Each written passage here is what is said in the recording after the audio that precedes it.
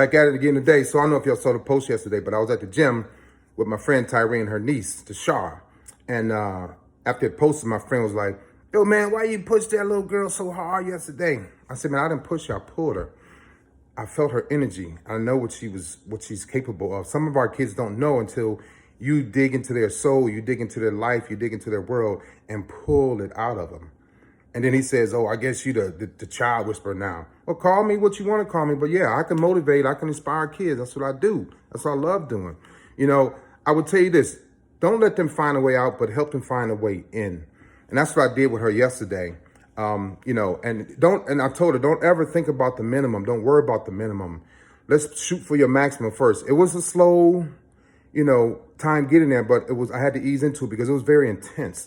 But now she knows her maximum. That's her baseline. And whenever she goes to the gym, whenever she goes to take an SAT test or SAT or ACT, whatever it is, she knows her maximum is up here. It's not about the minimum. Don't ever ask about the minimum. The minimum doesn't matter unless you're into other things that you need to do, like being a minimalist. That's good. But when you're trying to be competitive or you're trying to compete or you're trying to make yourself better or make yourself stronger, open up your confidence or build your self-esteem, don't worry about the minimum. I don't care about I never cared about the Navy minimum standards. I want to know what the maximum is because when and if you know the maximum, you push yourself to that level. And that's your new baseline. It's up here. The minimum is always going to be down here. And whatever you do, going to school, getting a job, an interview, the minimum requirements, we hear it all the time. What's the minimum requirements? I'm not interested in the minimum at all. I struggled with the minimum all my life. All my life, I struggled with the minimum because I couldn't concentrate in school for obvious reasons, whatever. But you know, and even getting to the Navy, I took the test 5 times, and then the 5th time I got the minimum. You know, so that minimum opened me up to look for my maximum. That's what I did to her yesterday. We didn't even think about the minimum. She had her own minimum in her mindset going into the gym, and I knew what her minimum was. You know, she was a little tired, whatever, but I knew most young men and women, they just want to do the bare minimum. And she never said that, but I can kind of see in her body language, but I said, that's okay. So I got her, we start off with a minimum, and then immediately I kind of like increased it to her maximum. She didn't even know it.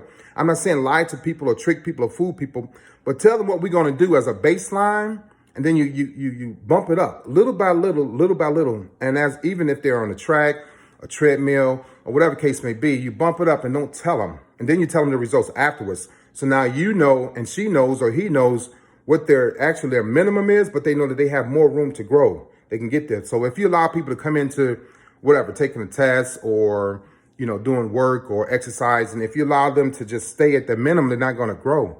You got to push that minimum to their max, and then they'll open up.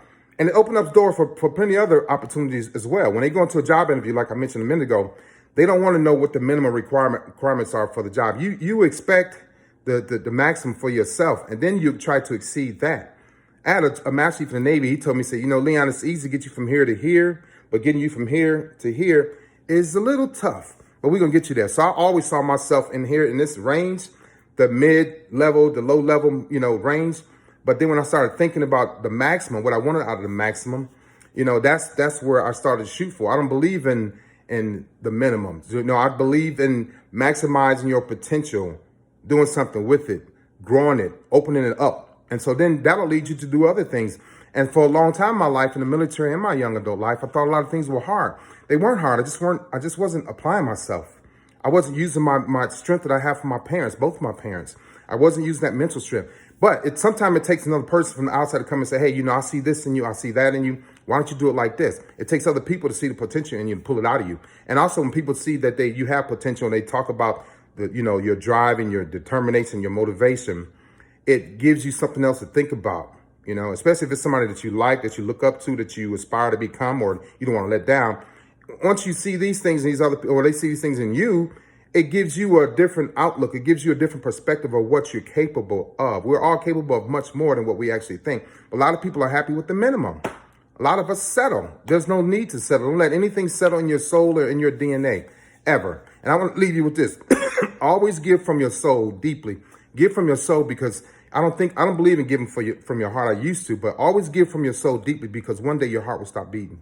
You have a great day.